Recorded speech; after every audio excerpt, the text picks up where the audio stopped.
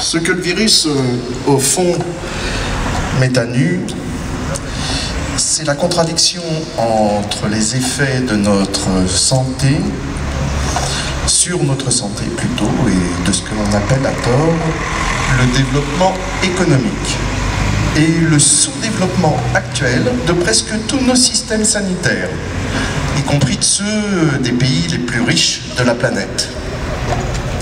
Ainsi que des chefs de service hospitaliers qui traversent Paris pour se rendre sur les plateaux de télévision et pour répéter qu'il fallait à tout prix rester chez nous. Et puis, ou bien alors Roselyne Bachelot nous assénait toujours le même message. Restez chez vous et portez donc le masque en toutes circonstances. Il ne nous reste plus qu'à accepter, sans discuter, la suspension de toutes nos activités jugées trop risquées. Le droit de contester les décisions politiques et de s'interroger sur le bien fondé d'une norme. Le droit aussi d'aller et venir à sa guise dans l'espace public. Celui, enfin, de manifester son opinion dans la rue.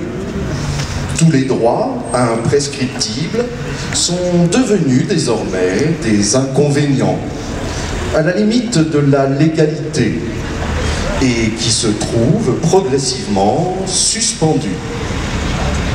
On a beau réfléchir, on ne voit pas en quoi ces déclarations de ceux qui savent sont plus essentielles que nos discussions de comptoir, nos dîners entre amis, nos réunions, nos assemblées générales et nos colloques, ou les cours de nos écoles et universités.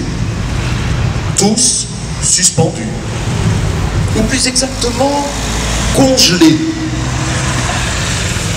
ou encore congelés par Zoom pour raisons sanitaires. On se sent humilié et profondément blessé. Mais il n'y a pas qu'une fin à cette histoire. L'issue dépendra de notre empressement à défendre ou à enterrer la démocratie. Non pas comme un règne de repli défensif sur les droits individuels, mais comme un régime redéfini par l'intensification de la vie sociale, par la reconquête des espaces publics et par la participation de toutes et tous à la science et au savoir, en particulier dans le champ de l'avenir et du vivant. Mais personne ne prend la parole pour le dire.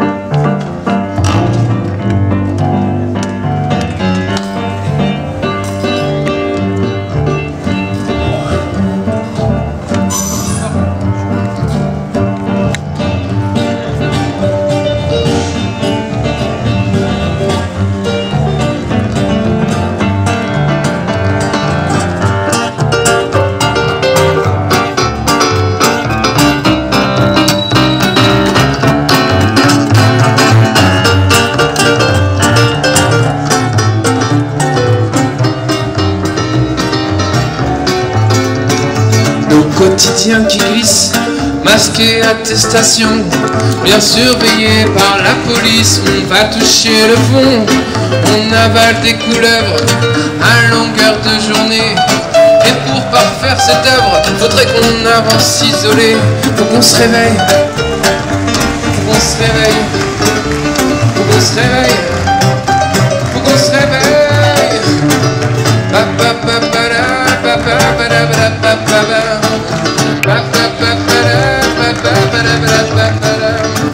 On reçoit la monnaie, on pointe nos colères, ça nous aide à manger, mais est-ce une raison pour se taire?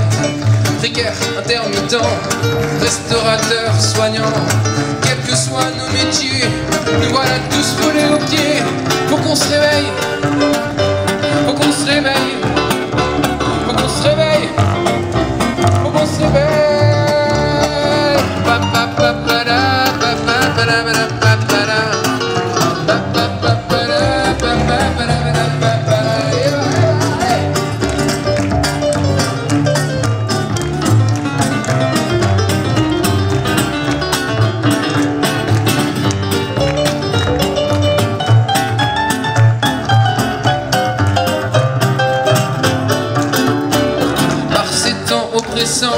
Tout a basculé si vite.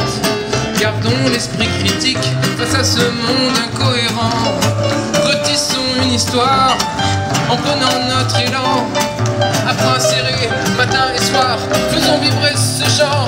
Faut qu'on se réveille, faut qu'on se réveille, faut qu'on se réveille, faut qu'on se réveille, faut qu'on se réveille, faut qu'on se réveille, faut qu'on se réveille.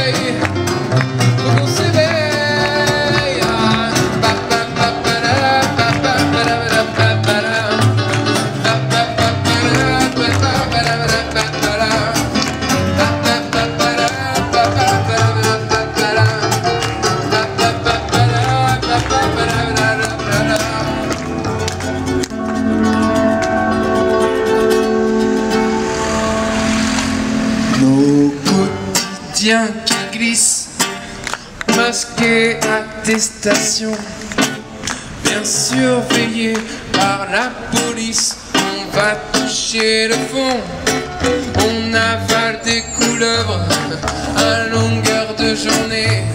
Ouais, pour parfaire cette œuvre, faudrait qu'on avance isolé. Faut qu'on se réveille.